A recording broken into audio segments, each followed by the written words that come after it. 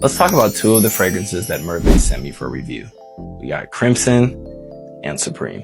Ooh, they charging $65 for these, man. So, I'm gonna have to grade these with a little bit more rigor. Let's start off with my favorite out of the two. Supreme. To it, man. Sprayed this joint, threw it to me in the air. This smells like a good designer scent. This doesn't necessarily smell like fierce, but it smells like something that would have came out of Abercrombie.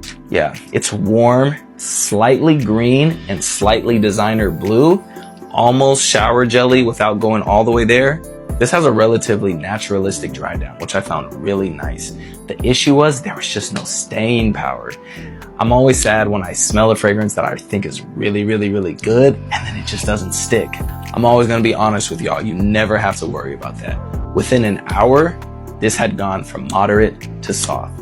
Within 2 hours, this was a complete skin scent. Let's move on to Crimson. Looking at the notes, we got bergamot, pepper, lavender, pink pepper, geranium, some kind of pepper. What is that? Szechuan? Y'all tell me. Amber, cedarwood, and labdanum. Good news right off the bat, this one is stronger. Unlike Supreme, with Crimson, I got about 4 hours of soft performance. This has a bit of a synthetic opening, but that quickly dissipated for me, and what I was left with, interestingly enough, was this almost like clean, powdery, vegetal, warm and sweet fragrance. There was almost this sunscreen vibe in the background too. This might sound a little crazy, but this almost smells like somebody that works in healthcare to me, in a good way.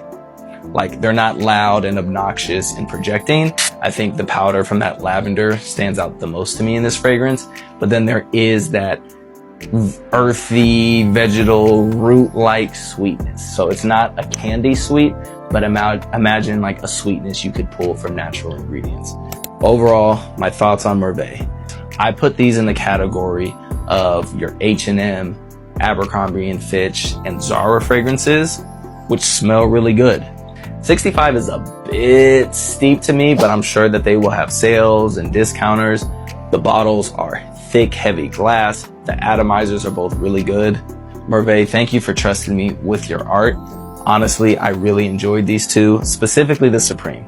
I wish that Supreme had the performance that Crimson gave, and I think this would be really, really special. Thanks for watching and supporting the vision. And until next time, peace.